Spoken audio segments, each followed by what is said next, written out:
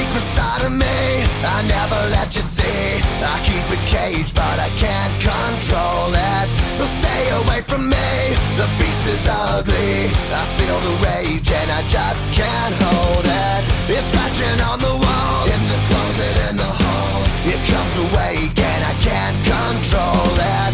Hiding under the bed, in my body, in my head. Why won't somebody come and save me from this?